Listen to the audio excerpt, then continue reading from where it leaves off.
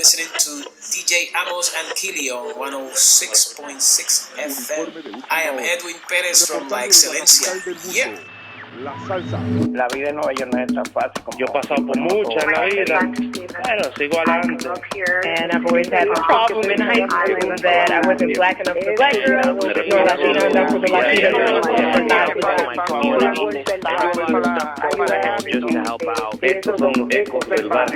You listen to DJ Amos on 106.6 FM. This is Global Vibes. Congratulations to Lubi, the man in the house.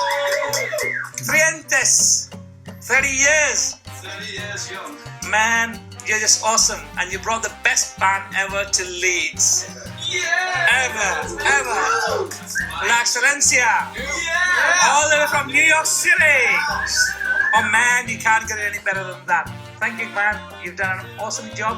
And in the house, we've got Nikolai and also Silvao and Fabio and the man himself, Mauricio Reyes, all the way from Birmingham. And wow, it's been a fabulous show this evening. With me, of course, is Keely, my co-presenter on Global Vibes, and she's going to ask the first question. Have I got the first question? Okay. What was your motivation to put La Excelencia together and write up the type of music you do? The motivation behind what we do was the fact that when we were looking at salsa and the young generation, we didn't see anybody that was our age that was doing songs that were original. Not just that, but the motivation was to keep our music alive. We started seeing our music being commercialized in a form that started losing its traditions, its roots, and we wanted to bring that back, but bring it back with a message that would uplift the communities around the world. So your latest CD follows on from the two previous ones, but they all seem to have kind of a social message within them. Is that what you were trying to portray, that there was some issues that you wanted to address through your music? It's always been important to us to address issues that are going on currently.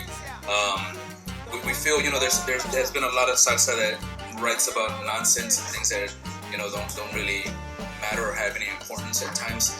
For us, it's important to send a message out of what we believe, what we think, what we hear, what we see. We don't want people to think that we're preaching to them, that we're being political or anything like that. We say what we feel. If people like it, good. If they don't, good as well. We're open-minded as to what other people feel, but it's very important for us to lyrically write something that's important. Behind that, obviously, goes the beat. The music behind that's also very important, because if you can't dance to it, then we're not doing our job. So what we try to do is put important lyrics behind really great music. Some of your tracks on Ecos del Barrio are very much affairs of the heart, such as New York Without You. Can you tell us a little bit more about that, and how is it personal to you guys? Well, I think that the best suited person to answer that is Jose, who wrote the songs. That song was an experience. Me being married and being away from my wife many times, or her being away from me when I go back, is a moment that New York was never the same when I would come back and she wasn't there. I mean, there's just a lot of times that you will go to a bar, it's not going to be the same without that person. I think that's just when you're in love with that person and that person's not there, things change. But I think it could be adapted to any city in any part of the world at the same time.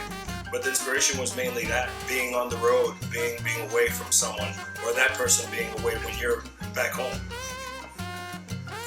So now, obviously you've experienced a great audience tonight. You've had a great time.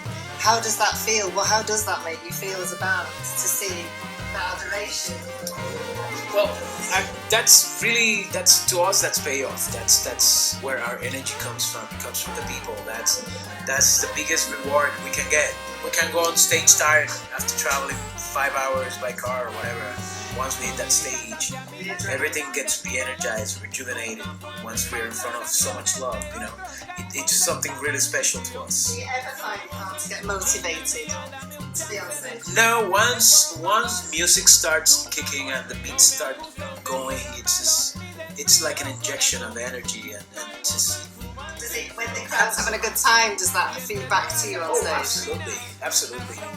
When people are enjoying themselves and jumping and moving and just doing the wave that we're doing today, that kind of age is like, that's exactly that one ingredient that you needed to just take it to the next level, just gives you so much energy.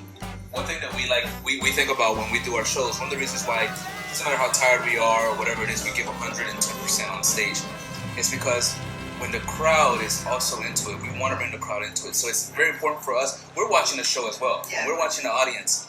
You guys are entertaining us, and you guys are giving us energy. Yeah. So it's important for us. And with the new album, when we're in the studio writing these songs, when we're doing things and we're thinking, I wonder what song is going to be good. I wonder what song people are going to like. And then we come and perform them, and we get this kind of reaction.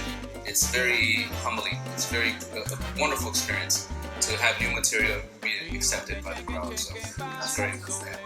You have also on the album the tracks that reflect great sense of justice in the world, such as Give Him Another Chance, Warrior, and Economia. Are these songs related to personal experiences? Yeah, pretty much so. I wrote Give Him Another Chance, Dale Otra Oportunidad, and it was based on things that I saw happening around me on my everyday walk. And the Economia, which was written by Jose, I'm pretty sure he could tell you better than I can, but it's about the reality we're living nowadays in the United States and the stuff we've seen, how everything has been cutting back just because of the situation. Everywhere you go, the food portions are smaller, the service it's a little lesser, everything in quality has scaled back. Just some sort of a knock-on effect, yeah? Right. Is the American dream no longer the American dream as everybody perceived it? Well, if I believed in that, I don't think we would be here right now. So, we're all in survival mode, I think, at this point. Absolutely. Everybody around the world. La Economia. La Economia was, when I wrote La Economia, it was actually a time when there was huge layoffs. I had worked as an accountant, and in the company I was at, there were 400 layoffs at that time. When those layoffs happened, that affected me as well. And I just, I was like, wow, we really live from check to check.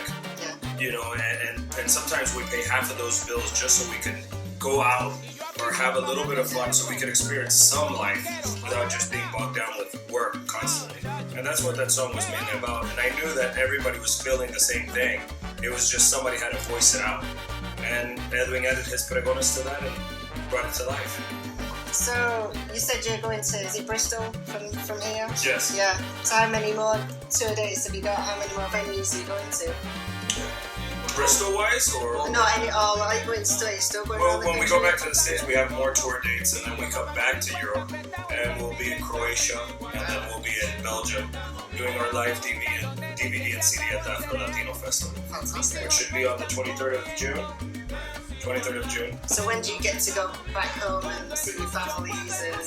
Well, we go back now and we'll see our families. Right, most of the shows will be 2 hours distance away, right. And then it will be kind of spread out during the 3 weeks, and then we return. Yeah. So we'll be there in New York 3 weeks, do some shows down there in the States. Plus that's a break. It's a break, almost, yeah, it's a little bit of a break.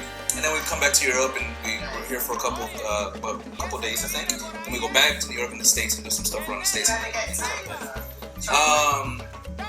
You know what? This makes up for it. Yeah. Today we had a long day of traveling from London, and we came straight to the sound check, and we ate, and then we got changed and came here. Really haven't got much sleep, but when we get on stage, it's all gone. Music has that power to really just energize us, and the crowd is wonderful. So it beats us. Excellent.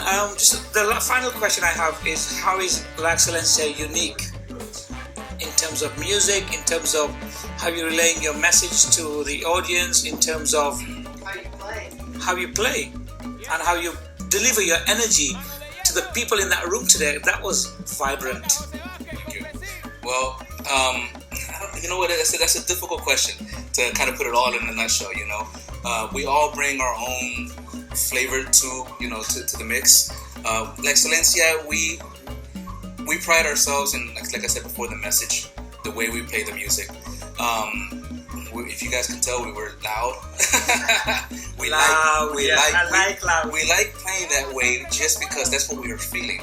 Yes. You know, and we want to express that through our instruments, through our voices, through everything, because we're happy, we're excited about what we're doing, and we're up there having fun. You know, when you look at us, we're smiling at each other, we're making jokes at each other throughout the entire show. You know, inside jokes here and there, and laughing at each other and things. And you know, that's one of the things that when Jose and I got together and we were like, let's get this group together.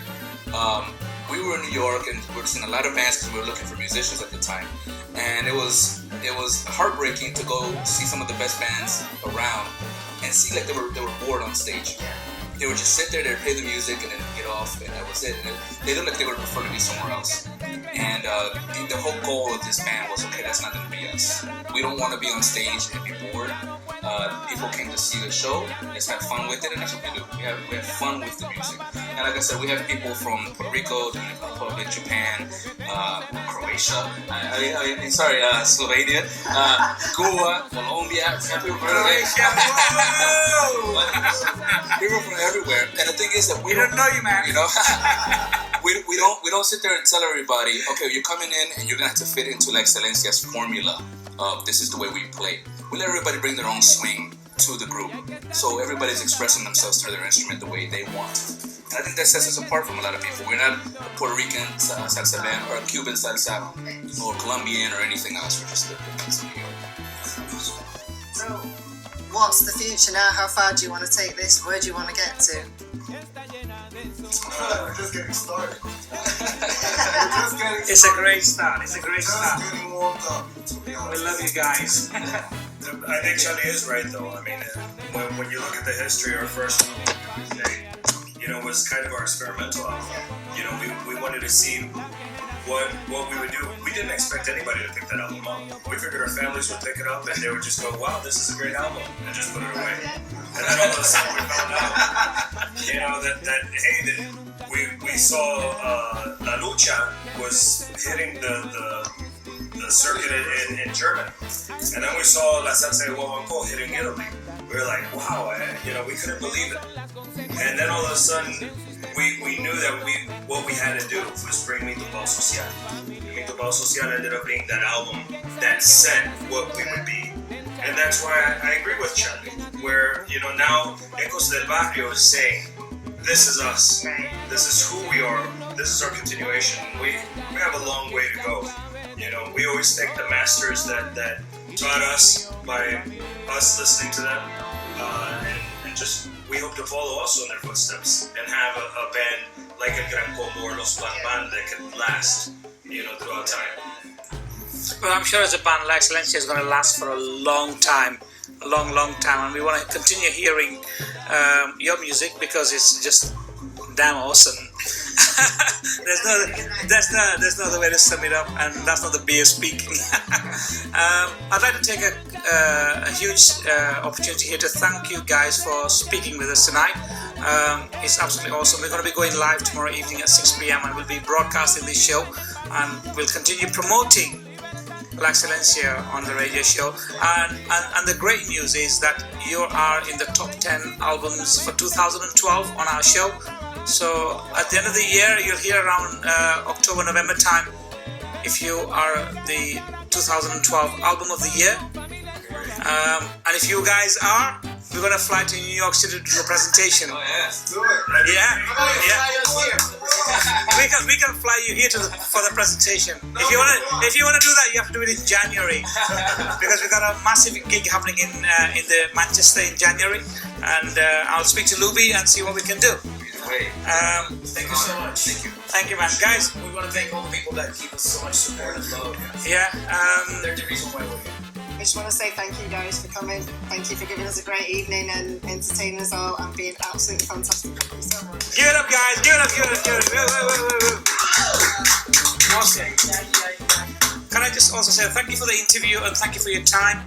And like I said, tomorrow we'll be live 6 o'clock tomorrow evening, and we'll be presenting this interview to all our listeners. And a massive thanks to the guy who's picking the nose at the back, Keith.